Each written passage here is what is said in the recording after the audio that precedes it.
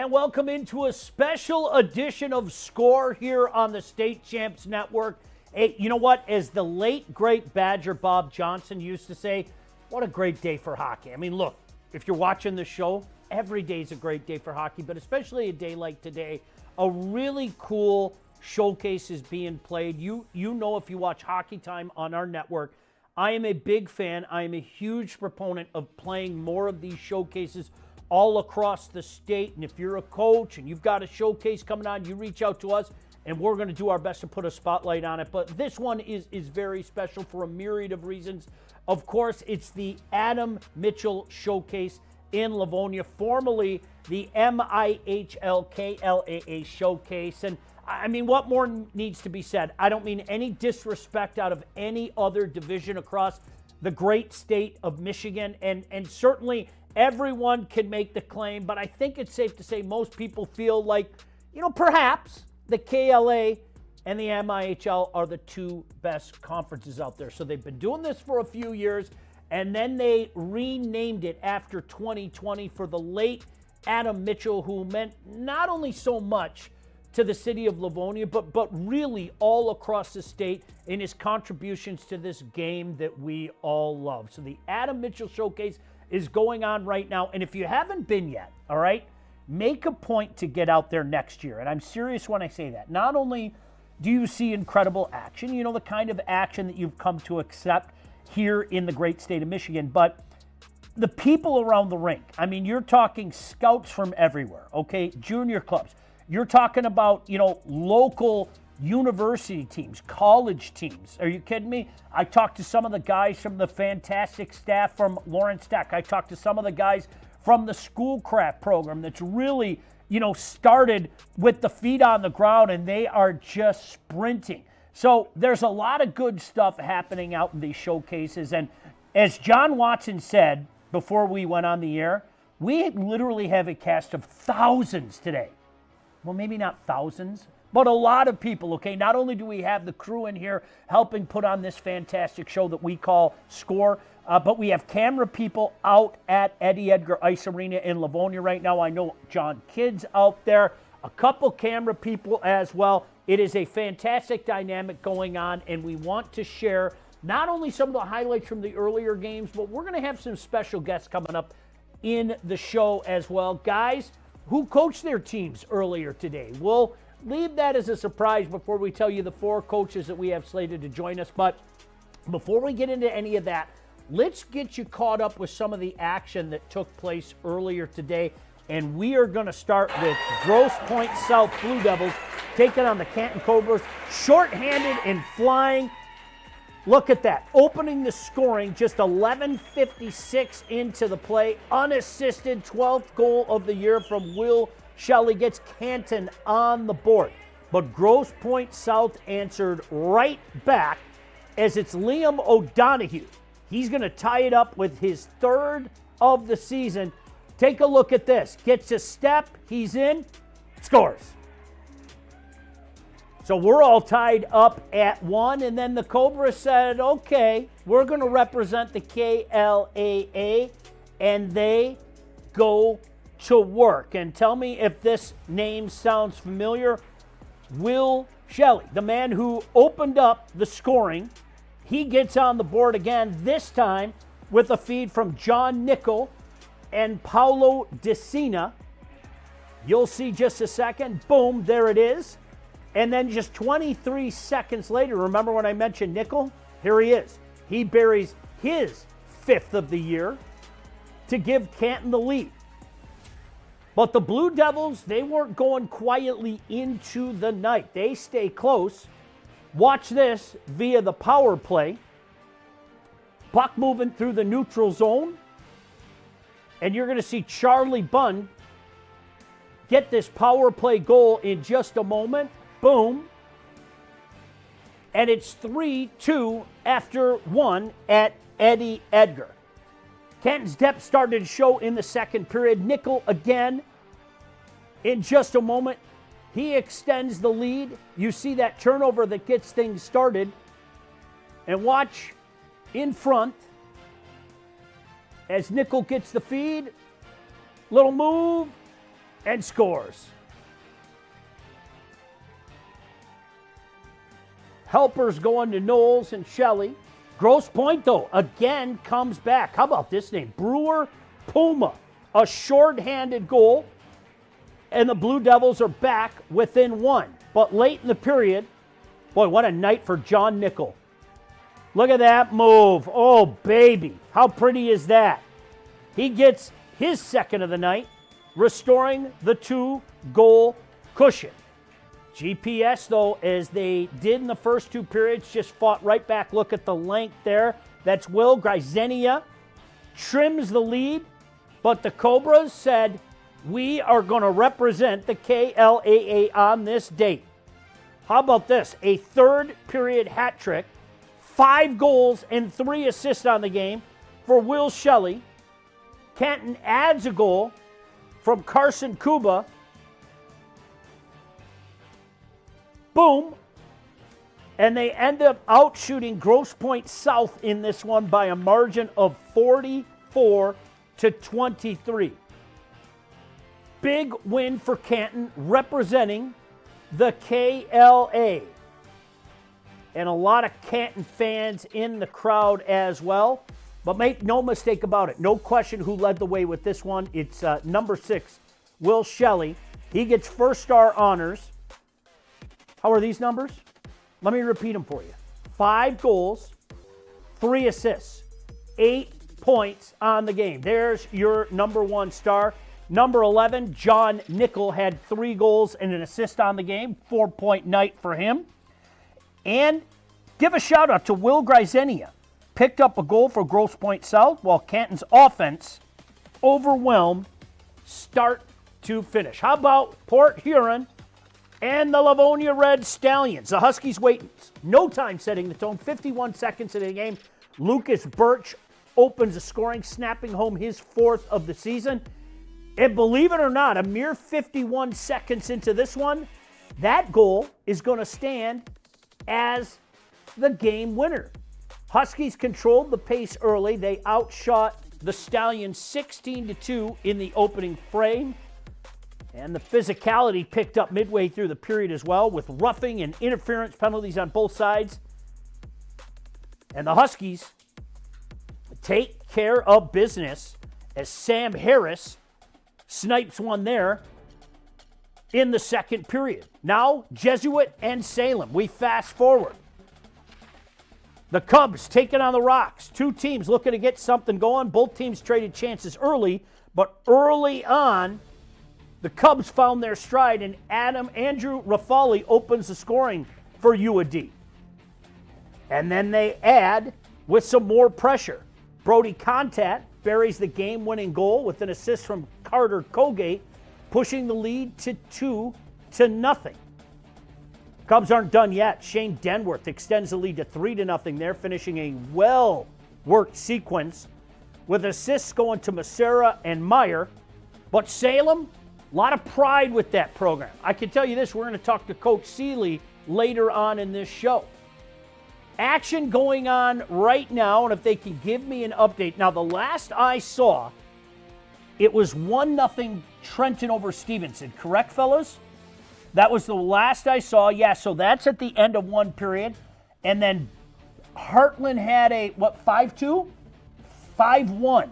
Heartland, Brother Rice scored early, and Heartland came on. Certainly Heartland, one of the best teams in the state. Hey, listen, I'm going to tell you this much.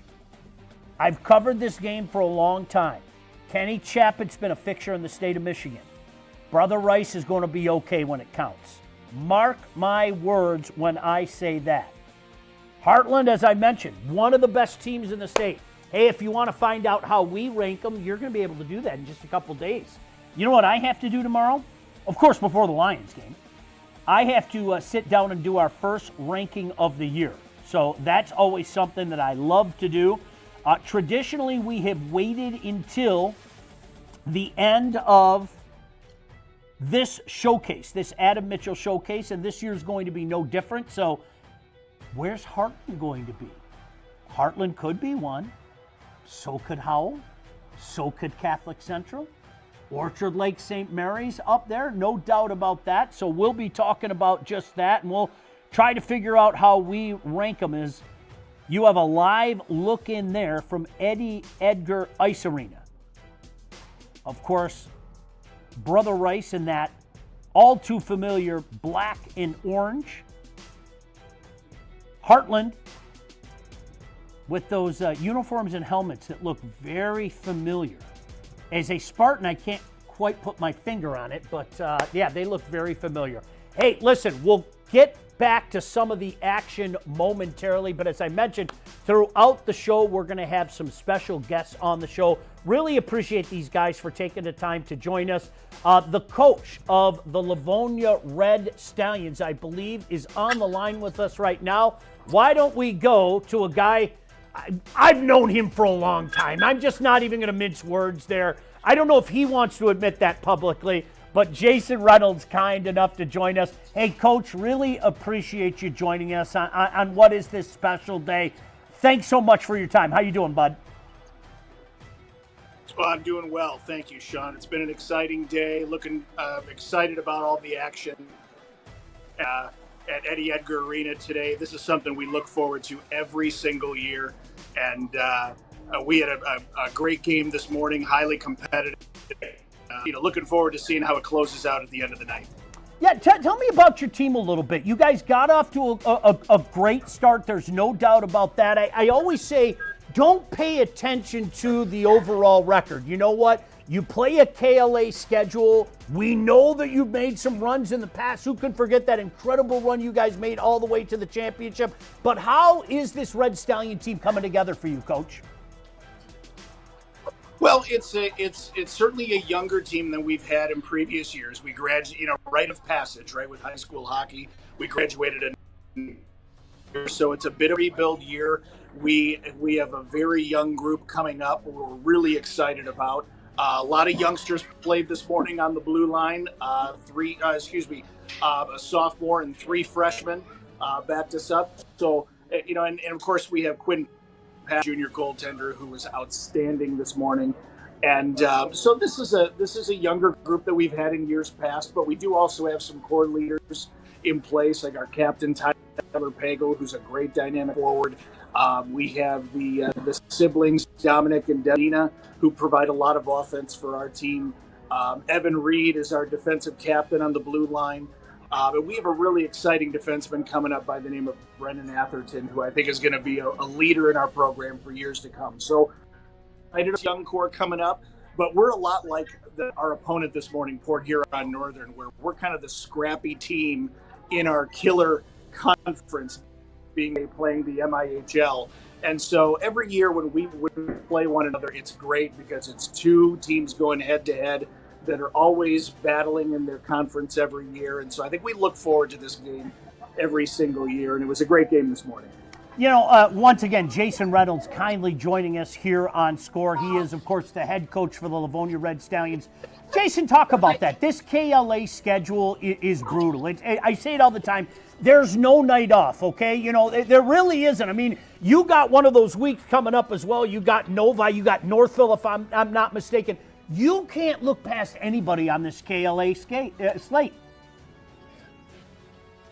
No, you can't. I mean, the truth of the matter is every game is an important game. Every game is an opportunity for us to build and to get better, but every game is a challenge. So it's part of sort of our process for getting ready for the postseason, because we always know we're going to have an uphill climb with KLAA play. And, it's something that I think is intriguing to a lot of players coming into our program, is they want that competition. They know they're going to play some of the best teams in the state.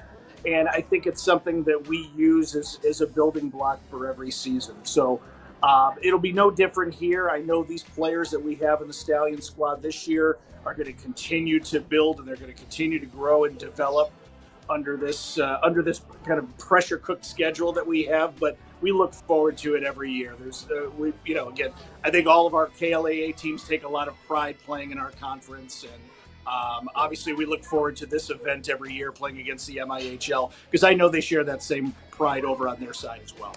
You know, Jason, I want to ask, I know it's been a couple of years, but I remember talking to you about this. I mean, for people out there that aren't aware, the Red Stallions basically comprised of Livonia Franklin, comprised of Livonia Churchill. I think we all wondered aloud how this was going to work out. You know, guys that maybe played against each other, of course played with each other at some point in time. I think a couple years in, it's safe to say, hey, this is working. And once these guys put on that Stallions jersey, they're Stallions at that point in time. Yeah, I think it was an experiment that ended up being very, very successful. I mean, there's still a lot of great hockey players that come out of Livonia. As much as we would have loved a couple of years ago to sustain the 3 programs rather than the 2 that we have now, I think it was a win-win for everybody involved. And I think there's a lot of pride that come out of both schools now. The players are excited to play with one another, and I'm looking forward to the future, continuing to build this program and continuing to instill that pride in hockey and high school coming out of Livonia, along with our friends north of 6 Mile in the double blue and white. Well played. You know, Jason Reynolds, kind enough to join us. Of course, he's a Livonia guy through and through. You know, you talk about this. I mean, forever it was the KLAAMIHL showcase, and really a big-time friend of hockey, a guy that I know you knew, Adam Mitchell, when he suddenly passed away in 2020. I think the powers that be made the right decision and just called this the Adam Mitchell showcase. You didn't really hear anybody dissent, but for a moment, talk about what Adam Mitchell meant to you and really the game of hockey in the town you and I grew up in. Well, I mean, just from a Livonia standpoint, I mean, for those who aren't historians out there, Adam Mitchell was the first head coach for Livonia Churchill when they started back in the day. And then, of course, you know, in the more recent years, of course, being involved with his son David as he led the Livonia Stevenson program, which I was proud to be an assistant coach for him for years as well. Adam has been such a supporter, not just of high school hockey in Livonia, but high school hockey across the state. And so when the idea was proposed to name that showcase the Adam Mitchell show, it was really a no-brainer for everybody. It got unanimous votes. So proud of that concept of bringing those 2 power conferences together for a day of hockey in Livonia at Eddie Edgar Arena, and I know he would be proud even today. So we're proud to be honoring him and his memory, and but he was just a tremendous supporter of mine, tremendous supporter of all the coaches, around the state. And I miss him and have great memories, and we certainly cherish him through this event. No doubt about that. Well said. Hey, continued success to you. No doubt about that. Give Coach Vento a shout out for me as well. Good luck this week, and if I don't see you or talk to you, Merry Christmas, Happy Holidays to you and the family. Hopefully we'll see each other soon, bud. Hey, likewise as well. Happy Holidays to everybody, and thank you for everything you guys are doing for our high school hockey community. We always appreciate it.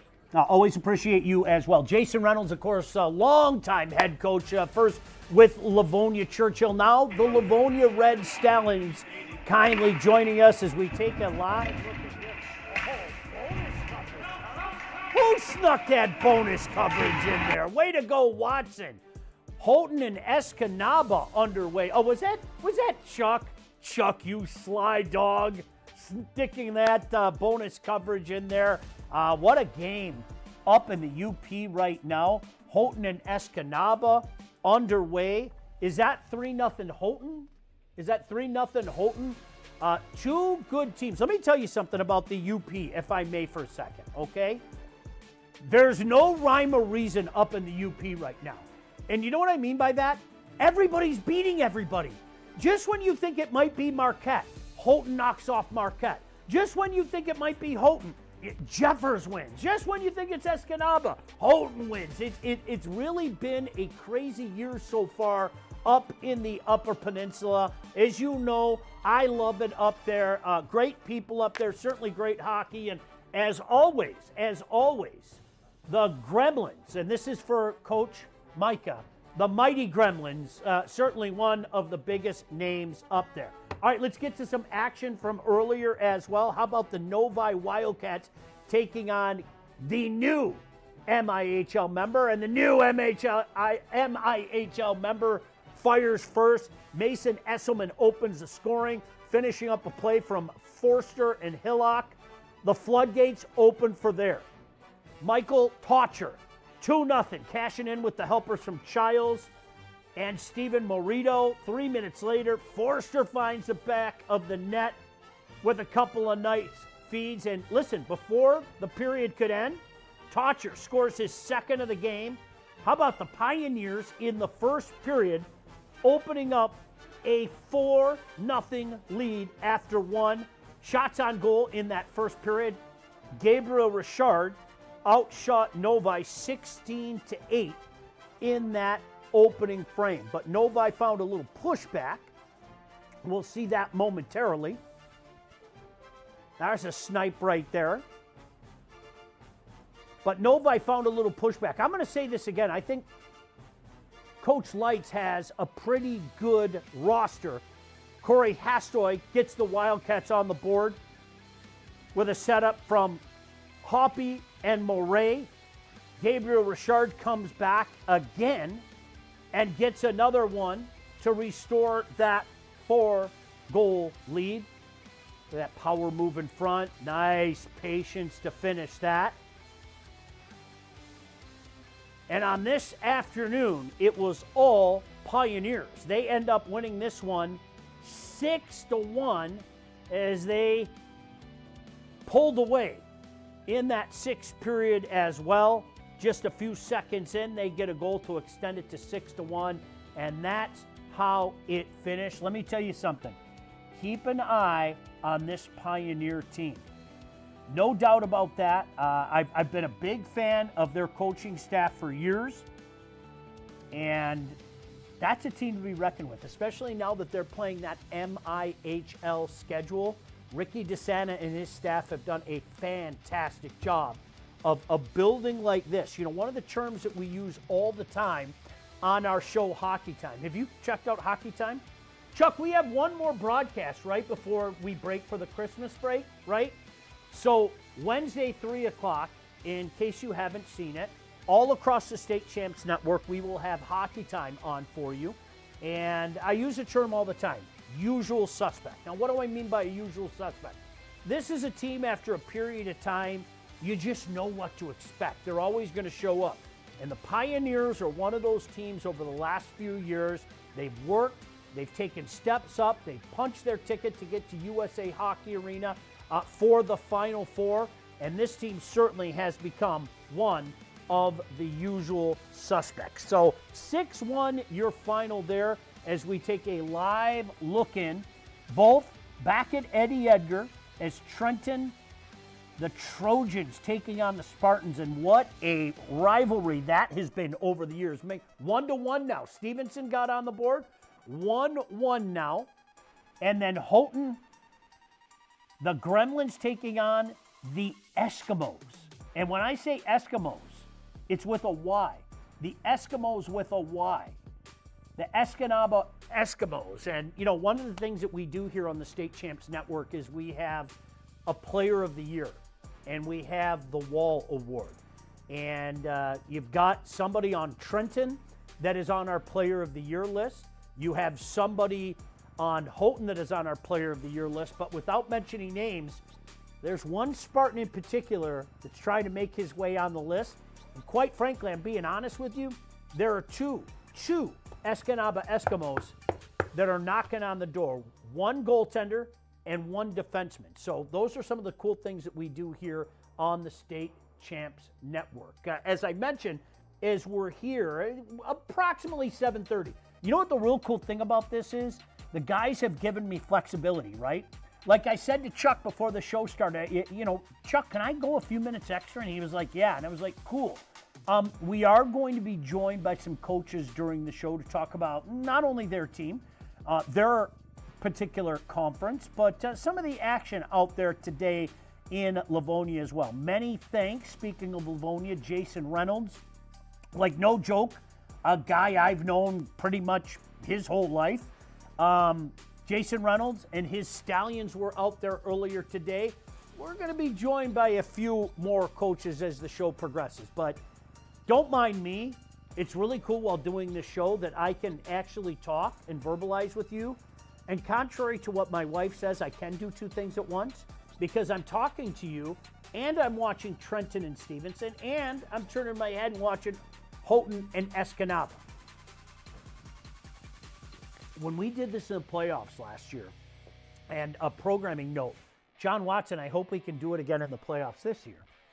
We had a screen with like 8 different games on there, if I'm not mistaken, right? So we were watching, right now we're watching 2 games, but the cool thing at playoff time is the opportunity to watch 8 different games. All right, I believe our next guest is standing by, right? This guy has done a fantastic job, took over Salem. Gosh, it's a few years now, but let's welcome him in, the head coach of the Salem Rocks, Coach Sealy. And first of all, hey, listen, Jake, really appreciate you taking the time and joining us today here on The Score. How are you, bud? Doing good. Hey, tell me about your team this year. I think everybody knew this was going to be a transitional year. More on that in a second. Who could forget that incredible run you guys made last year? But tell me about your team this year. What do you like about this team? Obviously, some big turnover, a lot of big names left. But the one thing that I've seen out of your program since you took over is you find a way to get some guys in there and you find a way to develop them. Yeah. So our group this year, we're a pretty young team. I think we have 5 freshmen, another 6 sophomores, and we have 1 senior on the team this year. So it's definitely been an adjustment period, but I'm really excited about the talent that we have coming up the program, and some of our freshmen are really impressing us so far. One thing that has jumped out to me about your teams is you play a certain style. I mean, I think that's safe to say. You play a certain style, and that takes some getting used to. How has that process been? You ask your Rocks to play a certain way. How's that process been for you? Yeah, so for us, and really since I've been here, it's been like a learning process to start the season, and we pride ourselves on having a really difficult schedule and playing the best teams in the state constantly, and just kind of continuing to work through that process. Especially with this group this year, we had a lot of tough games early on, and it's been kind of a growing process for this young group. And in my opinion, the high school hockey game is really a lot different from anything that these kids have experienced before. It's a lot faster. It's a different style where we need to play north-south a lot more rather than constantly moving it east-west. So it's been an adjustment, but this last week here for us, we've really kind of put together some better performances, and it's looking up. Jake Sealy, of course, the head man of Salem, kindly joining us here on Score. Jake, let's look back to last year. I honestly, one of the coolest atmospheres that I've seen in my time doing this. The building was electric. So exciting when you guys punched your ticket to get to USA Hockey Arena. I know it didn't end the way that you wanted. There's no doubt about that. But what an incredible moment for your Salem family. When you look back, what jumps out to you? Yeah, it was a fantastic experience getting there and being on that stage, especially for a lot of our players. When I look back on that senior class, it's kind of a lot about what I'm looking for out of our sophomores and freshmen. We knew coming into it we had a good group when those guys were freshmen, and it was just a slow process, a building process. I think with Nathan and Dom. There was 2 kids that we got from AAA programs. Aside from that, I think we only had maybe 3 other kids that came from an Eiserman team. So it was everybody buying in for all 4 years and really getting bigger, stronger, faster, and being able to compete at that level. I mean, those guys, that top line that we had was was really kind of impressive for us. But the depth that we were able to have throughout the season is really kind of what carried us there at the end. Those Dom, Nolan, and Carson were the ones that were creating the goals for us, but everybody else bought in and sacrificed a lot in terms for us to win hockey games. See what a good guy Coach Seeley is. He's being very humble. I'll say it for him. I thought it was the best line in the state last year. Those are my words, not his. That's something that we talked about on the show, but obviously we're talking about this year, and this year is no different. You touched on this earlier. I mean, when you play in the KLAA, hey, listen, you know what? There's no night off. There just isn't. Somebody can step up and bite you anytime, and we've seen it so many times, Coach, where hey, maybe a team doesn't have the best record, rolls to a 21-2 record or something, but that battle-tested schedule seems to get you ready come playoff time. Yeah, absolutely. I think looking at it so far, I mean, we've already ran into Howell, Heartland, a couple teams on the west side that I think are really good teams, and then a Stevenson team that really worked super hard and grinded us down.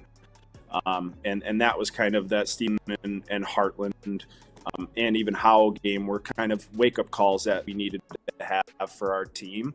And so we've really turned a corner, and it's been a lot kind of the understanding for our group about how they need to play and how they need to operate to be successful. I see this all the time. I mean, you know this, but for the benefit of people out there that don't know this, you have one of the most unique scenarios in the state, the park, okay? Canton, Salem, Plymouth. Tell everybody what that experience is like. I don't think people maybe around the state understand that these guys are all guys that are going to classes together, going to the same school. Explain to people how that dynamic works, Coach. Yeah, so it's very interesting. So they go to middle school, elementary school together, and then they get randomly assigned a school, whether it be Canton, Salem, or Plymouth.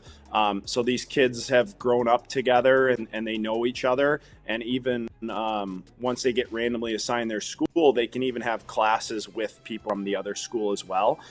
So when we play those games, they're always interesting. I mean, everybody pretty much has a friend or two on the opposite teams, and it can get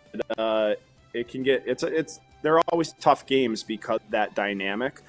We always get good turnouts for those, and the kids really love to play in them. Coaching in them is very difficult sometimes just because of the dynamic that they have, where they could be in first hour together morning, and then at night we're asking them to battle against each other and really kind of challenge it. So it is like a rivalry, but I would just more of like these kids are friends, and then they want to play for kind of brag rights and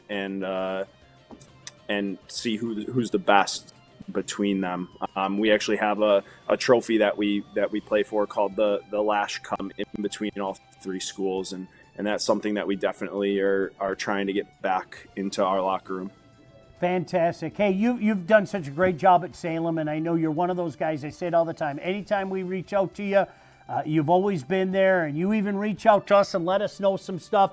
Really appreciate you, man. I know busy week for you. A couple big games again. No rest for your team. If I'm not mistaken, you got Cranbrook, and then you got that game against Plymouth. So good luck in those games. I wish you and your family all the best this holiday as well, and hope to see you soon, bud. Thank you, Sean. Love all the work you guys do, and yeah, anytime. More than happy to do it. So thank you for the opportunity, and we'll talk soon. You got it. Thank you so much to Jake. And as I mentioned, Jake is one of those guys, took over that program, has done such a good job. What a fun team to watch last year. That was a really fun team to watch. And as I said, I talked about it on our show, Hockey Time. I thought that was the best line in the state. I said it again. All right, we're going to catch up with some of the action. Boy, what a dandy. Look to your right for just a second. I know, Watson, you want me to get to Trenton and Stevenson. I will, all right? Orchard Lake and Howell, come on. Can we just sit here and watch this game? Can I just sit down and watch this game? Trenton and Livonia Stevenson. is another one. As I got so excited, I actually knocked my headphones out right here. So, John, if you can show me where the headphones are, that would be great. Trenton got on the board here first. This was a goal. You could see them having a conversation. Is it in? No. Is it in? No. Is it in? Yes. Is it in? No. Is it in? Yes! Finally, after the discussion, it is in. And the Trojans open the scoring. Stevenson coming back in the second period, got a piece of it, but Calhoun gets that for the Spartans. Strobel and Wallace, two quality players for Livonia Stevenson. You can see them wearing the 8 and 7 now. Tie the game up at 1. Trenton gets one right back. See, I didn't even know that. Did that just happen, fellas? Trenton just retook the lead. And so right now, Trenton with a 2-1 lead over Livonia Stevenson. As we take a live look in there, shot from the point, doesn't get through, smothered up. If I had to circle one game, and we talked about this on Hockey Time, and I mean no disrespect to Catholic Central and Brighton, that has been the nightcap since this tournament started. Two of the premier programs. But perhaps, and I put an emphasis on the word perhaps, if there was one game of interest on this slate today that maybe was above all others, it's Orchard Lake St. Mary's in Howell. You take a look at that fantastic Highlander uniform, coached by Keith Robertson, and of course, Coach Clanow, and that classic look from St. Mary's. We saw St. Mary's the night before Thanksgiving in Brighton.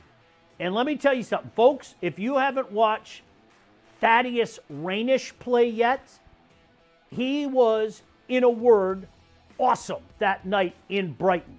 Speaking of Brighton, John, am I allowed to say this? Game Time Live is going to be in Brighton on Wednesday. We're heading back to Brighton. Chuck saying, no, don't say it. It's too late, Chuck. Once I put it into the universe, that means we're going, and John Watson can't take it back. Now, all jokes aside, we are going to be in Brighton on Wednesday night. That's Wednesday the 17th for a huge game against Howell. There's something to be said about Livingston County hockey. Heartland, Howell, Heartland, Howell, and Brighton. Unbelievable. So many good players out in that area. And I'll tell you what, this Howell team, this is a team, if you follow our Hockey Time show, we've been talking about this team for a couple years. You knew that there were a lot of youngsters in the system, right? And they took it all the way to the state championship game last year. They're even better this year. They lost arguably the best goalie in the state, the guy who won our Wall Award, and replaced him with another guy who's up for the Wall Award. Fantastic forwards, arguably the best defenseman in the game. This is one that, can I be perfectly blunt with you? I'm pretending like I'm sitting in the stands right now. I'm sitting next to my buddy Chuck, my buddy Kevin, John Kidd's over there. He's got the kid cam in hand. And we are just watching this one. Two of the best in the state right now. I can give you a heads up, regardless of the final in this one, and this is a 50-50 game to be sure. In my humble opinion, and I think you will see this in our first state champs rankings of the year, I think these are two top 5 teams in the state, regardless of division. Of course, Howell coming to you from Division 1, and Orchard Lake St. Mary's, the defending Division 3 champion. Now, Cranbrook might have something to say about that. I think Coach LaFontaine has another fantastic Crane squad at his disposal. And in Division 1, boy, you could make an argument for Heartland. Brownie's done such a great job there. You could make an argument for Clarkston. Of course, the perennial power, Coach Cal and Catholic Central. Always the team to beat in Division 1. I think the intrigue this year rests in Division 2. I think you could make an argument for numerous teams in Division 2. But this one, you're talking about one of the best from Division 1, one of the best from Division III. Again, the defending state champion, and a lot of star power in this game. I mean, we're talking guys that are going to go play at the next level. Oh, look at that nice lady. She just got a souvenir and she wanted to throw it back on the ice. You can keep that, ma'am. No, really, you can. Not to be undone, certainly a traditional battle in recent years. The Stevenson Spartans taking on the Trenton Trojans. Boy, oh boy, how many fantastic games have they had over the years, both in the regular season and at playoff time.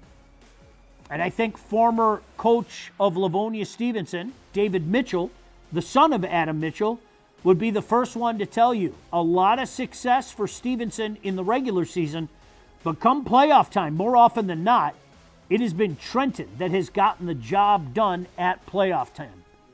But another chapter between these longtime rivals, two teams that are always in the thick of it, regardless of what division they play in. And they're both in Division II again. Who can forget the run that Stevenson made last year, falling just short, losing in overtime to Flint Powers at USA Hockey Arena, and what turned out to be the last game that David Mitchell coached at Livonia Stevenson after being there for 421 years. Was that it, Kevin? I think, fact check me, I think it was 421 years. But now we give a shout out to Coach Mitchell. He is now in Aberdeen in the Null, and I'm hoping that he had an opportunity to tune into this show. I say hello to you, Dave, and your wonderful family. Hit from behind there. Is there a call? No. Rebound lay there for a second. Spartans buzzing. Trojans with an opportunity to get it out, but I think they're going to call that hit from behind. Indeed they are, as I saw Allen on the bench, so that hit from behind is going to be called. Stevenson is going to go on the power play momentarily. So 2-1, Trojans on top there. Howell just snipes. Howell gets on the board first. Oh, what a dandy of a game that is, fellas. I'm telling you what right there. This is the coolest thing about the live look-in, guys. It really is. You get to see the action as we see the action. I can't see through that netting. Is that 14:55? I believe that's 14:55 left in the first period. Howell gets on the board first. How cool is that? What was that, Chuck? I'm sorry. All right, we got a replay of that goal coming. Sorry about that, guys. Let me turn up that headphone just a little bit. So let's see how Howell got on the board. Here's that replay coming out of their own zone. Oh, was it Luke Storm? Thank you very much. Boy, is he a stud. Watching that kid come on in person has been something else. Let's see. Yeah. I'm going to tell you what right now, you guys. The firepower on that team. We talked about it on our show, Hockey Time. The firepower on that Howell team is unbelievable. All right, so Luke Storm scores there. You know, other guy that we watch, Livonia Stevenson, like almost on cue. I believe that's power play goal, right? As Trenton had just taken that penalty, and I think the 4-on-4 went away and Stevenson gets on the board. But Luke Storm, you want to talk about a guy that has come on. That is now his 10th goal of the season to go along with his 13 points, or 13 assists. Marco Wolf is another guy. I remember talking to their former coach, Rocky Johnson. Shout out to Rocky Johnson a couple of years ago. And he told me, he said, hey, you know what? As a sophomore, Marco Wolf has stepped up, and you've watched it in real time. But guys, the guy to me, and I brought it up earlier this year, or this show, Chad Pietla, oh my goodness. This kid has been something to watch. Make no mistake about that. So as we're watching live. This is the coolest thing about it, you guys. We get to watch this in real time, all tied up. Here's Orchard Lake on a break. What a stop there. Boy, I'm going to tell you what, you guys, I want you to remember a name. And if you pay attention to our shows, all right, you know this. Chase Rayburn, number 31 for Howell. How about these numbers heading into this game? He's 8-1. He's got a .933 save percentage. His goals against is 1-1-3. You're talking about a team that had our Wall Award winner last year. How do you replace a goaltender like that? Well, that's exactly what Keith Robertson and his staff did, finding a gem with Chase. So 1-0 in your game on the right. 2-2. Is Stevenson still on the power play? It looks like Stevenson's still on the power play. Looking for more. Thank you very much. Strobel, they score again. My goodness gracious. 2 quick power play goals. And it's the big 2 for Livonia Stevenson. Wallace and Strobel connecting there. Make no mistake about it. 2 outstanding players from Livonia Stevenson. Calhoun got one. All right, thank you very much. So it's now 3-2 Livonia Stevenson. And as I mentioned, there were a couple of Spartans that were knocking on the door. And you saw them just connect. Number 7, Dawson Wallace, a defenseman, and Colin Strobel, number 8, a young man who was on our list last year and picked up where he left off. So we're going to take a look at those last 2 goals from Stevenson in just a moment. Trenton had taken a 2-1 lead, and the Spartans capitalized on the power play.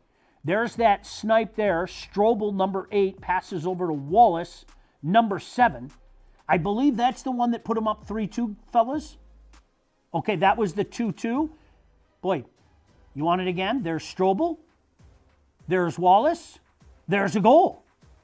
How about that? Fantastic. So 3-2 now. Spartans take the lead. Let's look. Let's go back to earlier today. I watched a good portion of this. The Plymouth Wildcats taking on Cranbrook. And I'm telling you what, this is a Cranbrook team. I don't know how or why when you consider how much John LaFontaine has done, but they have flown under the radar. And I can't quite understand that. This is a really good team with 2 really good goaltenders. You see them get on the board there. Cranbrook not done yet.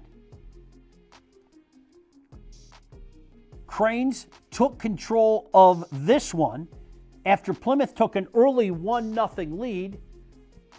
Cranes started to take over. And how many times have we talked about this? Depth. And there's a whole heck of a lot of depth on Cranbrook, both up front and on the D-core. As I mentioned, two different goaltenders that you can throw at them. And Cranbrook, in that second period, as I was watching from that hospitality room, see that room back there? Yeah, that's where we were standing. Cranbrook really took control. Look at that play. Coming in, scores. Cranes really took control of this one. This is a Plymouth team.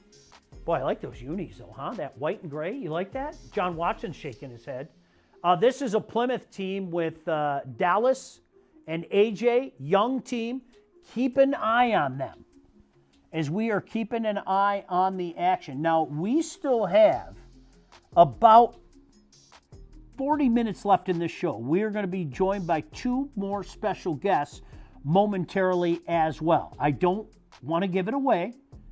That one looked for a second like it got behind Chase and then out of trouble. As Orchard Lake is controlling right now, keeping that puck hemmed in deep into the Howell zone. Oh, nice play to himself behind the net.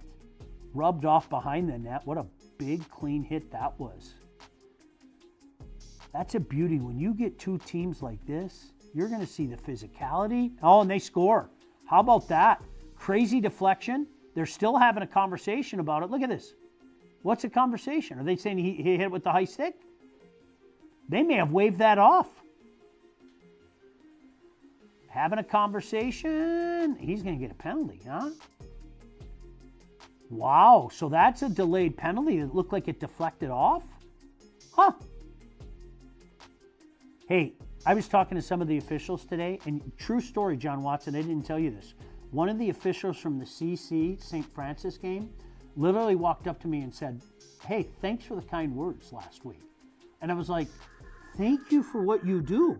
The most thankless job in the history of mankind, being an official in any level of play. And we really appreciate the MHSAA and the officials all over the state. Gotten to know a lot of these guys. Knew some of the guys already. But really appreciate the work that they do as well. And as we often do during our Game Time live broadcasts,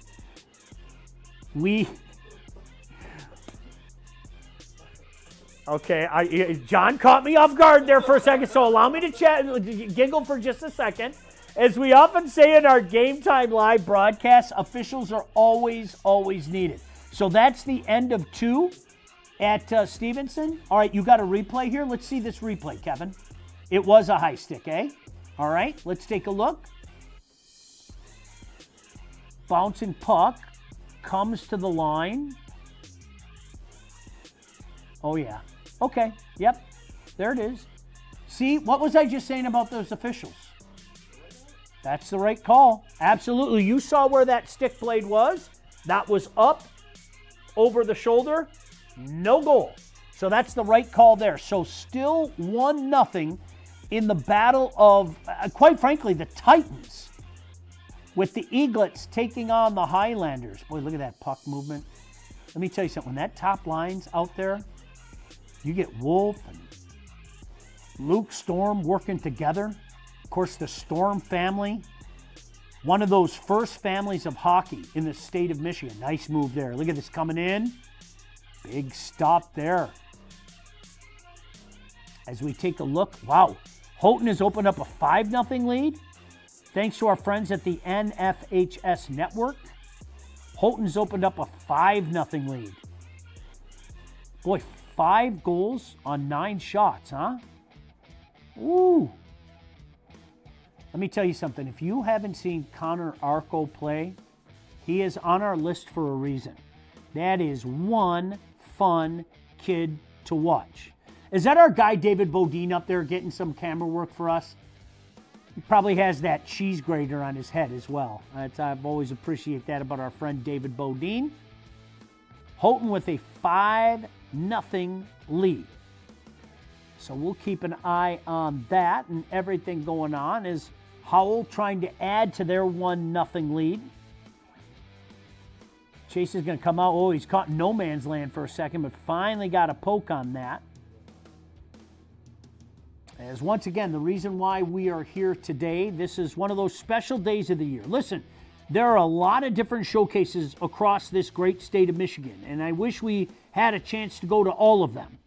Last year, I had a blast going to the OK Conference playoffs. We had a blast going out there to Hudsonville and doing that. Look at this move coming in.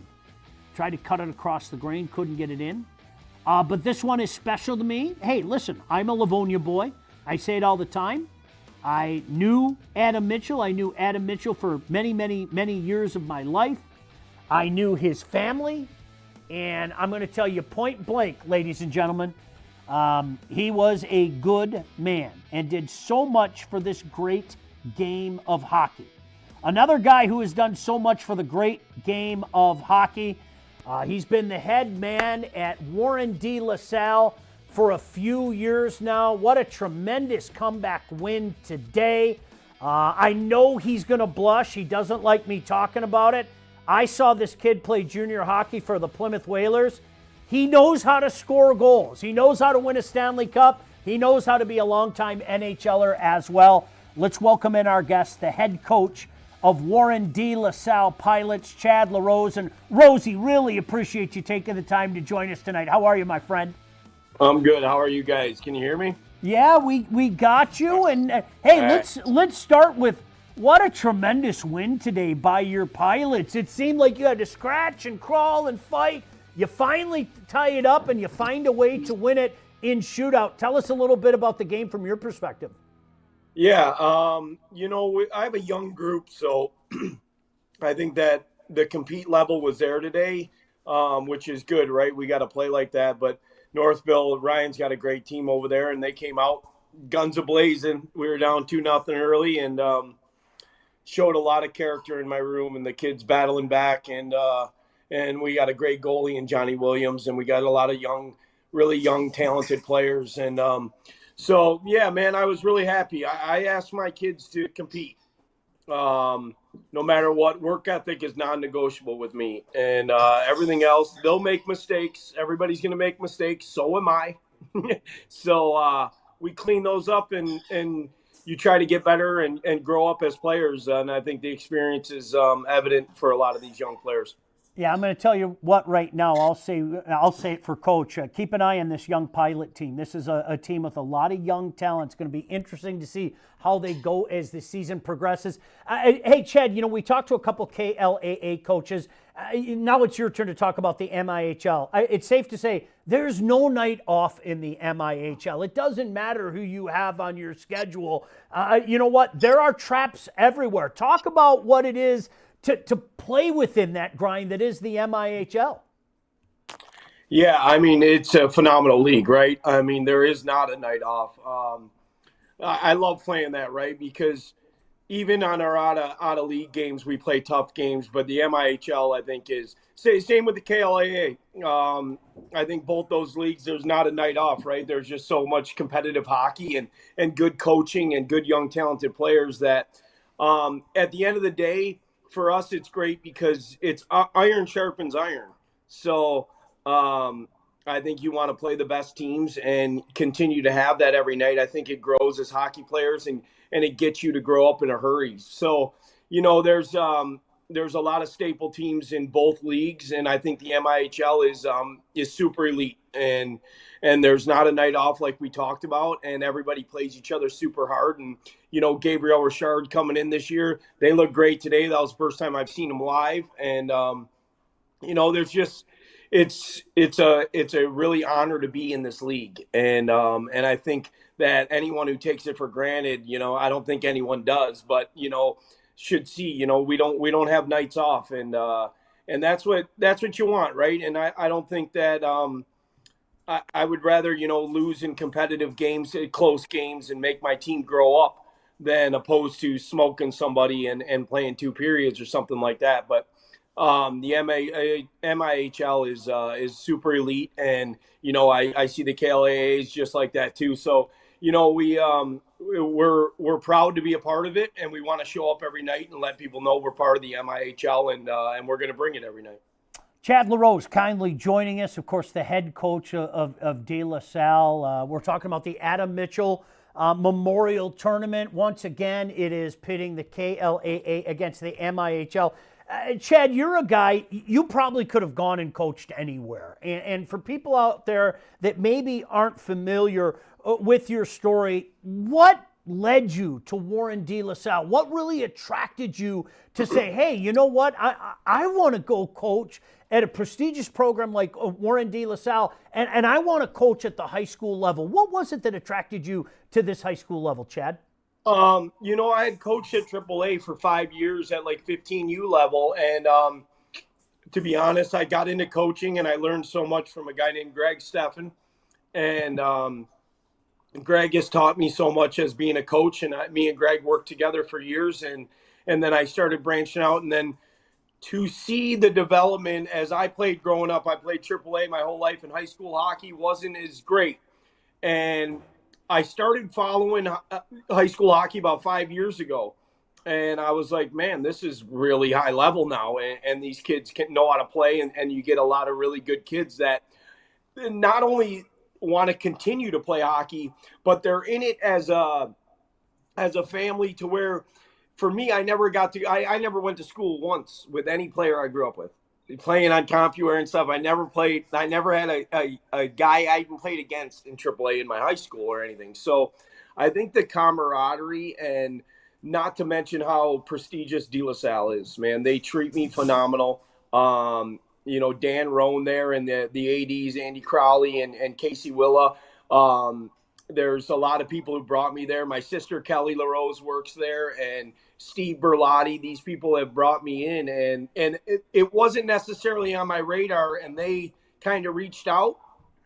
And man, I loved it from the second I walked into the school. And, it's a part of growing up these young guys as to be young men, right? And these boys to be young men. And I think that's something to be proud of, right? When I coached at AAA, I don't know the kids' outside circumstances. I don't know how they're doing in school. All it was just hockey, which either way was great. No matter what, I love the sport. This gets me involved, and I get to be a little. For me, that was something that was really attractive to me, and to see how De La Salle treats the people there, and then how they raise these kids, and get them prepared for later in life, was something that was just so attractive to me.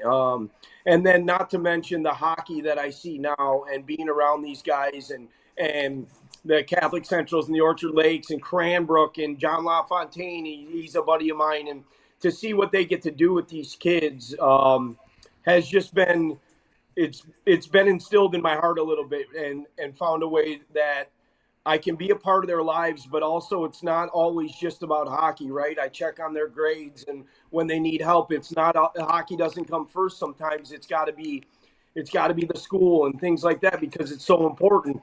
And it's made me evolve as a coach as well. So, I have a lot of gratitude for high school hockey, and I have a lot of gratitude for De La Salle and the people who are there, and the people who have brought me in, because it's helped me as a coach, made me grow as a coach, and made me really realize how great high school hockey is. Boy, well said. And I'll tell you what, a shout out to a beauty, a fellow friend of ours, Steph. Boy, you want to talk about quality individuals. There's no doubt about that. Chad, I always promised myself when I started doing this a few years back and talking about high school hockey, I don't ever want to be one of those guys that hammers or berates any level of hockey. You follow the path that works best for you, honestly. I mean, you took a different path to eventually get to the National Hockey League. To me, the game is the game. This is just something that I love. If you had a chance to talk to a young man out there and talk about the benefits of high school hockey, what would you say to a young man? Well, I think that the preparation for it is something to be you got to have determination, right? Because not only do you have a hard school schedule, but the hockey schedule as well. I think the attractiveness is that you come to these showcases and you get to see the best of the best, right? And we know Minnesota high school hockey, but I believe Michigan is right there at the second. And I think that we come in and we grow, and it takes people like us and you guys growing the sport. And I think that so many people want to get involved, right? Like, I have guys who come out and run skills or something like that are they're over the moon with how talented some of these kids are, right? And I think taking that level of being a student athlete prepares you for the college level and things like that. And kids move on, right? And they move on, and if they want to play hockey, there's tons of opportunity out there to do that, because now this game has grown so much at the high school level that you see these kids moving on to ACHA D1s left and right. And I had a couple kids go to juniors last year. I had a couple kids go to ACHA D1, and I had that the year before. And now they're prepared for college. I feel like for me, it was, I better go to a college that's going to get me through the school, wink, wink, because I wasn't fully involved in school that well. It was hockey or not. It was hockey. I was either going to make it in hockey or I was going to be in trouble. And I think the high school thing is attractive because these kids get the education and they get looked out for, right? when I was playing AAA, my coaches didn't know that I was failing 3 or 4 classes. It didn't matter. I was the best player or whatever they needed me to win. And here we hold you accountable. And I think that makes you prepared for life. I think it makes you grow up. I think it really prepares you for a lot of different things. And I think that's something that's so attractive about high school hockey is we're not just building hockey players, we're building good young men and preparing them for life skills. Great stuff. Hey, one last thing before we let you go. You had an opportunity to go back to Carolina, ring the storm warning this past week. I think it was you and Ray Whitney, right? If I'm not mistaken. What a cool experience that must have been, huh?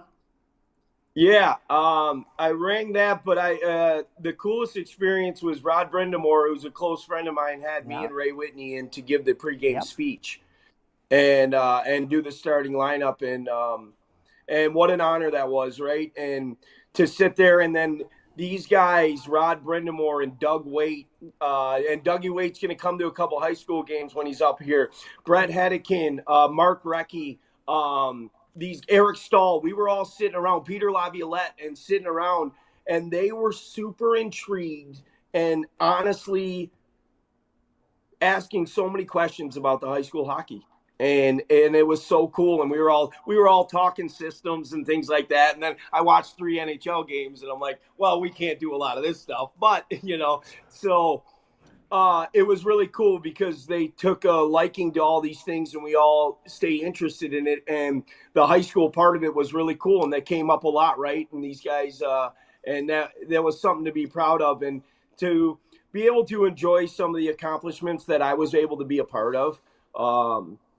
Was, sometimes I hate missing practice, but it's some things that you get to do today. And I'm really fortunate and I'm blessed that I'm able to do that. And then I get to bring those experiences back to my kids and talk about it and talk about how gratitude and things like that are really important in our lives. And we don't have to do stuff today. I don't have to do this. We get to do these things. And so many people take it for granted sometimes, and kids and things like that. There's a lot of good hockey players out there that probably can't afford to play hockey, or they have some sort of illness or something like that. And I always try to redirect that to my kids and say, man, we're really lucky. Sometimes you got to remember the gratitude of this thing that we get to do every day, and count your blessings and be grateful. Chad, really appreciate you, man. You're forever going to be a Stanley Cup champion, and I can vouch for what you said. The Caniacs, a pretty special group of fans down there as well, but we're happy you're one of us. You're always going to be a Michigander, and certainly DLS is privileged to have a guy like you at the top. Best of luck to you. Happy holidays to you and the family. Hope to see you soon, bud. Thanks a lot, Sean. You guys are the best, man. Keep doing it. You guys are growing this thing, and we're just happy to be a part of it. Hey, appreciate you, Chad. Chad LaRose Bye-bye. Kindly joining us. What a great guy. Doing a good job. Take a look here. Boy, oh boy, Houghton with a 6-1 lead over Escanaba. Still 3-2, Trenton and Stevenson? No, shaking his head, no. 4-2, Livonia Stevenson now on top of Trenton on home ice. Boy, we've had quite the development in the Howell. Escanaba's up. Oh, wow, look out here. Escanaba's up 6-1. Wow. What were we talking about? I don't know in the UP this year. I'm serious. I don't. Every time, listen, I'm going to tell you guys point blank. Every time I tell myself, okay, Marquette's the best team in the UP. Houghton turns around and beat them. Okay, that means Houghton's the best team in it. Then Jeffers finds a way. Now it's Escanaba with the way. Then don't forget about the job that Dan Giacchino's doing up in Calumet. This is a Calumet Copper Kings team we've heard for a couple of years. Wait till these guys, all these young players, are juniors. Wait till these guys are seniors. And I'm telling you, you're seeing it with the Copper Kings right now. So, wow. Quite the development with Orchard Lake and Howell as well. You guys have that footage? So if I'm not mistaken, it was 1-0 the last time we checked in. That's changed. There's 2-0. That's Marco Wolf wearing number 24. See, I can tell you that without looking at the sheets. Robbie was ready to hand me a sheet. No, hold on, Robbie. Keep that beautiful hair over in the corner. I can tell you that without looking at the sheet. So that makes it 2-0. So let's watch in real time here, okay? So you're watching as I'm watching. That makes it 2-0. This is 7 minutes long. Well, can I sit down? I'm going to sit down and have a little drink, right? Water, mind you. I want to stress that. I'm going to have some water. Here's some more action. Well, Kevin, I can pour a Diet Mountain Dew any day, right? Twist my arm, will you? Quite the explosion, I'm being told, from the Highlanders to make this a big lead. I don't want to give anything away. Keep an eye on that guy. And look at that. Is that an own goal? I believe that's an own goal. Trying to pick up speed in his own zone. Looks like it deflected off of something. Found its way in the back of the net. So the Highlanders open up a 3-0 lead. Still in the first period. By the way, just a programming note, we have one more special guest tonight, all right? I want to thank the head man of the Livonia Red Stallions for joining us, Jason Reynolds. Coach Seeley, of course, from Salem, joined us. We just talked to Chad LaRose from Warren de La Salle, the Pilots with a big win today. And we have one more special guest joining us in just a couple of minutes here.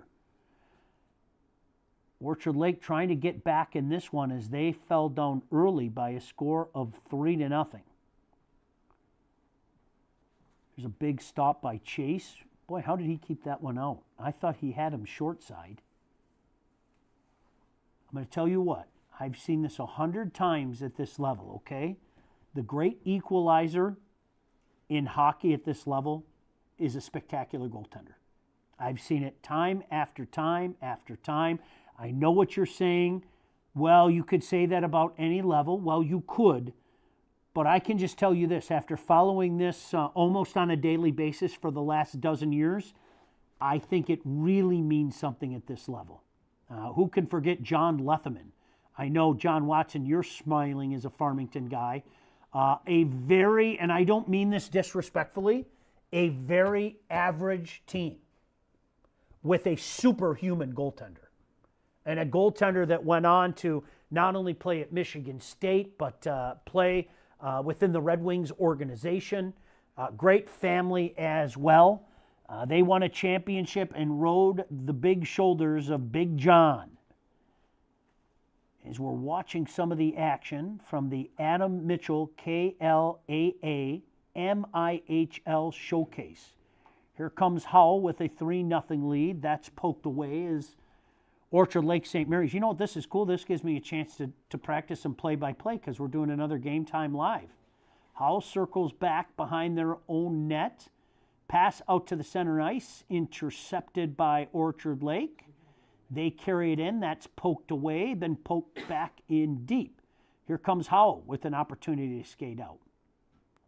Shoot in there, deflected into the corner, and that's going to be called. The draw will stay deep in that Orchard Lake St. Mary's zone. So 3-0 as far as you know right now.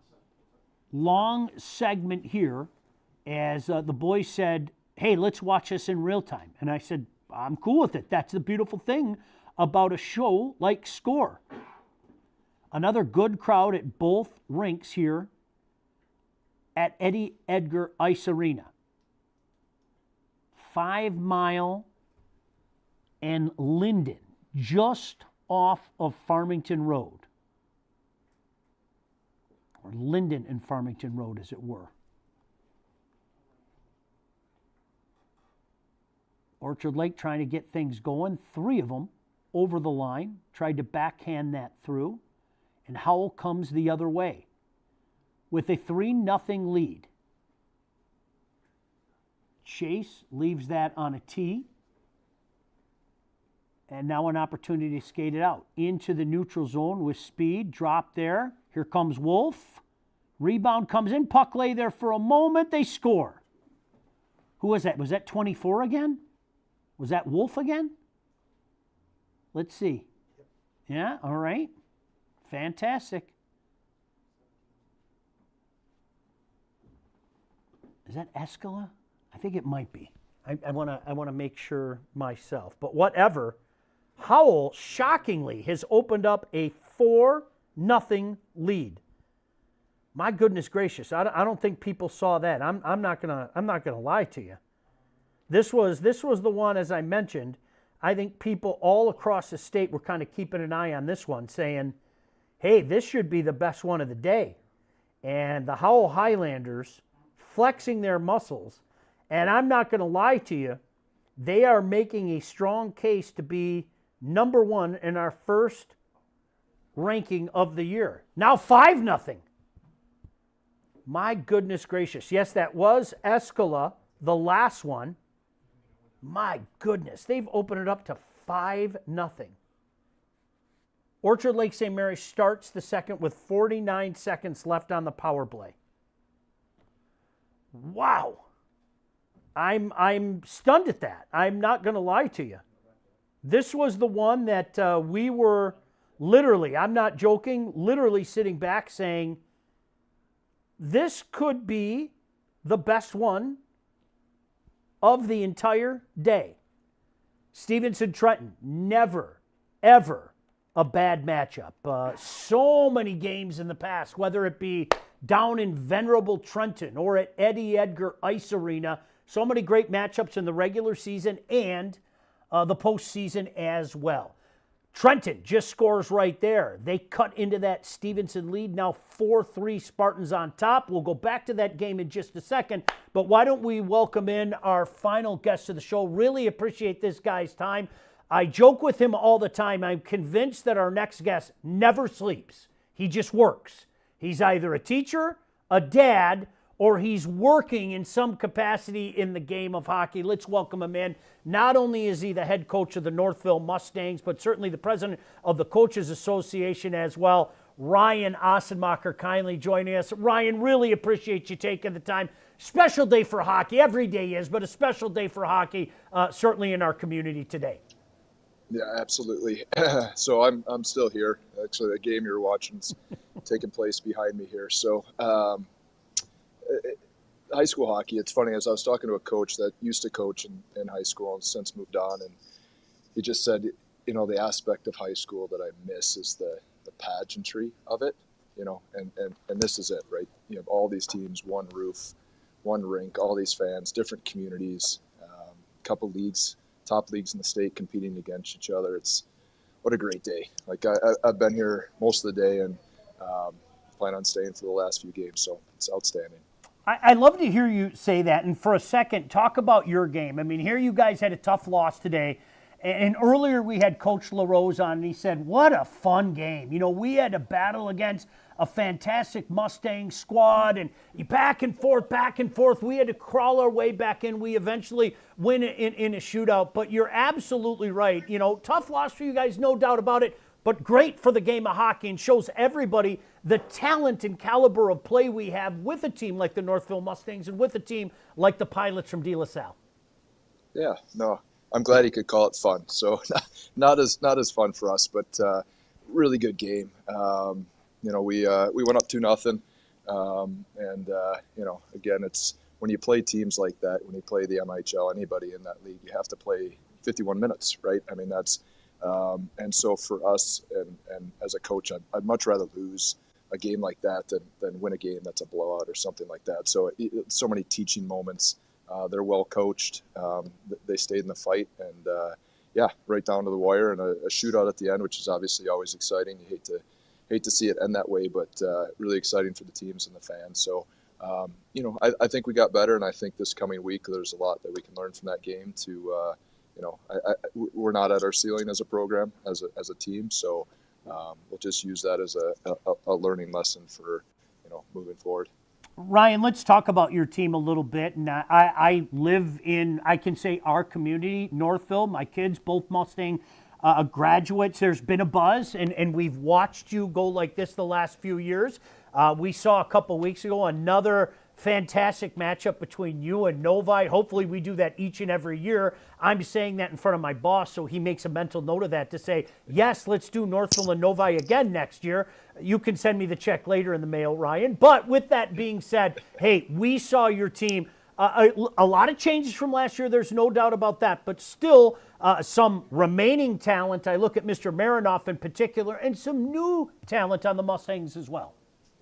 Yeah, I think up front between Tommy Marinoff and Ethan Ogowski, we have two of the elite forwards in the state. And so that gives us a chance, I think, any night when you can put those two guys out there. And they don't play together, so basically, every other shift or so, you have two of the better forwards going to be out on the ice. And so, it's funny, as I was talking to Tommy a couple of days ago, and we were just talking about this team compared to last year's team, and he just said, we've had groups that really get along, but this group is different, right? It started in the summer. We went up north with them as a group, and so they're just willing to do something special for the guy next to them. It's kind of that warrior ethos. You're more concerned about letting the guy down next to you than you are about yourself. So we're getting there. I would say we're relatively young and experienced a little bit. So today's game was kind of an indicator of that, but. I love our program. Like, I love the city of Northville. I live in Northville. Like, the whole thing is just, when we talk about high school hockey, we talk about this, like, it's special. Our guys, we talked about it today before the game. We said, we're here. You have a name on your jersey, but the reality is it's a community. It's a city. We're representing our league. And again, we talked about just, in different parts of hockey, it's more about, I show up, I play 4 games in a weekend, and it really becomes about me. How did I do? Versus this is how are we doing? And so, yeah, I think, and like you said, the game against Novi, anytime you have these communities battling against each other, it's great. It's good for hockey. And you look, and next weekend will be Friday, Saturday again, so it'll be our 3rd weekend in a row of Friday, Saturdays. We played EGR last night, and that's a college schedule. I said, we love it. We practice Monday through Thursday, get better.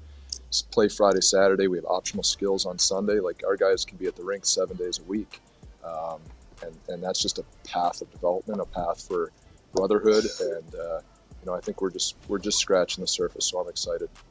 Ryan Oemacher kindly joining us. As I mentioned, not only the head coach at Northville High School for the Mustangs, but president of the Coaches Association. A couple things to talk about with the Coaches Association, and let me talk about something first. It's near and dear to both of our hearts. I know from talking to you over the years, I love these showcases. I'm not going to lie to you, Ryan. I wish there was a different showcase each and every week across the great state of Michigan. I understand that maybe you can't go that much, but talk about the importance of these showcases, because I mentioned this earlier in the show. You had multiple universities in the house today watching some of the talent. You had scouts in the house today. You had fans from all over the KLAA and MIHL area in the building today. Something special about getting all this talent under one roof. Yeah, absolutely. And so just a kind of side note, so we added 2 games this year. It was a 2-3-year process to the MHSA, good working relationship with them, and we were able to do that. And so I think you'll only see more of that. But you're seeing more showcases pop up, right? Just simply because it's able to be done now with a couple more games added. And so, I was just sitting next to a North American League scout up in the stands before I stepped down here, right? We have talent. We have players that moved on. And I think when you look at, I think we'll talk about Team Michigan, but you simply look at the top tier talent in our state. These kids are making a name for themselves and for high school hockey, and they're moving on. And when they move on, they're successful. They don't just get out there and and wash out. They get out there and they're successful. So, I think the brand is strong, and these types of showcases, when you get them all under one roof, it just makes it easier for everybody to see it versus a game here, a game there. And today you have 2 of the top leagues in the state competing with each other, and it's fun. Like, it's just good hockey. Yeah, certainly you nailed it, pal. We are going to talk about Team Michigan. We had a chance to, I guess, be on the ground floor last year. Saw a fantastic scrimmage, was able to bring it to people here on the State Champs Network. This is such a cool idea. Ryan, and it's relatively new. I'm sure some people out there know exactly what Team Michigan is, but for the benefit of people that aren't familiar with this idea of Team Michigan, kind of explain to people how it started and, more importantly, where it's going. Yeah, it's an ever-changing product. So Team Michigan's been around for a while. It used to go to a showcase in Chicago, and but for the last, since 2012, has been going to Minnesota to compete in the CCMNIT. In 2012, we only sent one team, and it was just a collection of sophomores, juniors, and seniors. And so on that 2012 team, we won. And that's a team that had Mackenzie McEachern, an NHL player, handful of players that moved on, played college hockey, and they won. And 2 years after that, Minnesota asked us to bring two teams. And so that evolved into a junior and a senior team. And then this year, we'll be bringing three teams out there. So just a little background on it. The process, actually, the tryout registration is already opened. So we're constantly evolving to see, what works best for us. And so by opening it early, it gives, families an opportunity to kind of see how the path works out. How does it, work with spring break and different things so that it can align their schedules for our camps. Because the way it works is we have regional tryouts around the state. We have one up north, one on the west side, and then one here at Eddie Edgar. And then from that, we collect our group of players to move on to a festival. And that festival is a weekend of outstanding hockey. And then from that festival, we form our teams. And so those teams go out to Minnesota, like I said, to compete against Minnesota and North Dakota, Wisconsin, Colorado. Outstanding event. It's done through Maha's Player Development Committee, so it's a part of Selects. And then this past summer, we took that group and Team USA's Four Nations team, so a group of 2009s, many of them already recently committed to play college hockey. They asked us to scrimmage them. And so as a group, we kind of got together like, no brainer, but we have to do this right. And so we brought the guys in, we had a camp, and then we played USA at Yost. And I think there were a lot of people that were concerned with how that would go. And I will tell you that it was a 2-0 game, a couple minutes left. They scored an empty net goal, but we were competing, pushing. Actually, I would say we controlled play in the third period a little bit. And after that game, all of a sudden people are like, wow, right? Like these are kids from around the country, and they ended up winning the Four Nations. And so I think that opened a lot of eyes for what the potential of the Team Michigan brand is, what the potential for, getting our best kids together more often. And then this year we opened it up to freshmen and sophomores. So every age level is able to compete, and then we'll take that third team out to Minnesota. So you come to high school hockey earlier now. Like you don't wait for your senior year, you come as a sophomore, and as a top sophomore, now you have the opportunity to get out in front of, play for your high school, but at the same time get the opportunity to get out to Minnesota, get in front of the eyeballs that are making decisions at the next level. So outstanding event, outstanding program, and I'm excited to see what the next year brings for Team Michigan. I am going to vouch for what you said 100% because, as you know, I was out there on that hot summer day, that hot day in August.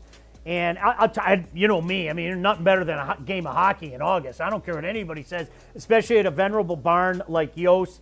It's been exciting to watch where you guys have taken it. It's been exciting to watch where this product has gone as well at the state level. Certainly, you're a big part of advancing it. We've had a wonderful relationship with you and the entire Coaches Association.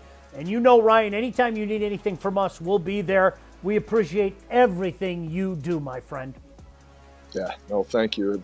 And same to you. I mean, it's just talking to Jay Kidd out there. And I mean, it's just everybody loves seeing you guys at the rink. And it's such a great feeling to have your team, live televised and watch it anywhere, and the highlights that you guys put out. So we appreciate it, and we benefit from your coverage. So thank you. No, we appreciate you. Ryan Oemacher does so much for the game, not only in Northville, but all over the state. All the best to you and your family this holiday season, and I'm sure we'll see you sooner rather than later. Thanks for joining us on Score. Thanks. Same to you, Sean. All right, Ryan Oemacher kindly joining us. All right, so quickly, some updates. It's so funny. Did you guys think we were going to be off by 7:30? There's no possible way we were going to be off by 7:30. So I need some quick updates from the boys as I was talking to Ryan. What's the latest score with Stevenson and Trenton? Stevenson has opened up a 5-2 lead. How about Strobel? Remember how I said there was a guy knocking on the Player of the Year list? Hello. Strobel, a goal and 4 assists for the Spartans against the Trenton Trojans. That's a big night. Latest update from Howell and Orchard Lake St. Mary's, it was 5-0. Still 5-0. So thank you very much for the updates. All right, very quickly before we get out of here, you guys want to roll with this Northville highlights? All right, MIHL South taking on the KLAA West. A guy that we just talked about, Ethan Agelski, gets things going for Northville. There's the shot, somehow finds its way through off the feed from Graham Ryba. And the Mustangs take an early 1-0 lead. Speaking of our Player of the Year list, Tommy Marinoff. This kid is a goal scorer. He got Northville on the board here. Take a look at him breaking away, right between the wickets. Northville takes a 2-0 lead after 1. Out shooting De La Salle 12-8 in the opening frame, but the Pilots kept chipping away in this one. De La Salle gets on the board in the second period, as you will see just right here in just a moment. Play in the Northville zone, give away behind the net, puts on the brakes, trying to get that out in front. Northville struggling to get the puck out. Shot comes in. Rebound, and it finds its way in the back of the net. Pilots get on the board to make it a 2-1 game. We were out there this afternoon. It was a physical second period. You saw a slew of roughing minors, a 5-minute major, but it's 2-1 heading into the third period. And in that third period, De La Salle, Keegan Taylor ties the game on a setup from Joey Morosco. And just 3 minutes later, De La Salle strikes again. Watch this. Tell me if this name sounds familiar. Ryder Legwan gives De La Salle its first lead of the game at 3-2. Northville not done. Here they come, shorthanded, and a big goal there to tie the game at 3 apiece. So in the showcase, they decided we're not going to do the ties. We're going to have a shootout.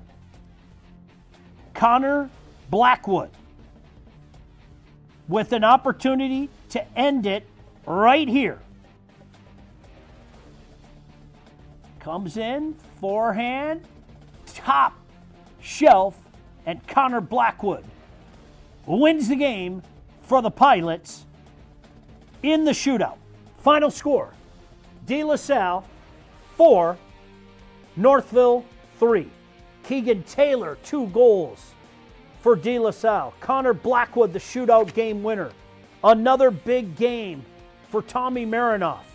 So here's the action going on right now. We got one more game. The nightcap tonight is Brighton and Catholic Central, I believe after Trenton and Stevenson. So right now you've got that spillover of fans in the building right now. An already big crowd became even larger. 5-2 still, Stevenson on top. Don't forget Brighton and CC will be highlighted on the State Champs social media as we have eyes out there. 5-0 still, the Highlanders with a statement over Orchard Lake St. Mary's. All right, guys, I think that's going to about do it for us tonight. I see Chuck shaking his head. Many thanks out there, as I mention all the time, a crew of thousands, not only here in the State Champs studio, but back at the rink as well. Thank you for all the work you do. Don't forget, we will have our signature show, Hockey Time, coming up at 3 o'clock on Wednesday. And then you know what? You can keep it right here on Wednesday. No, really, you can. Because we have another Game Time Live. How about this dandy from Livingston County? Howell and Brighton will have it for you right here. My partner, Mike Iveso, will be back from his trip to Arizona.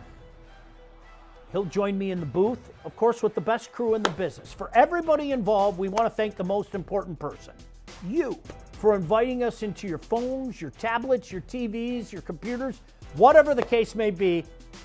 Enjoy hockey each and every day. We enjoyed this Saturday. Thanks for joining us on Score.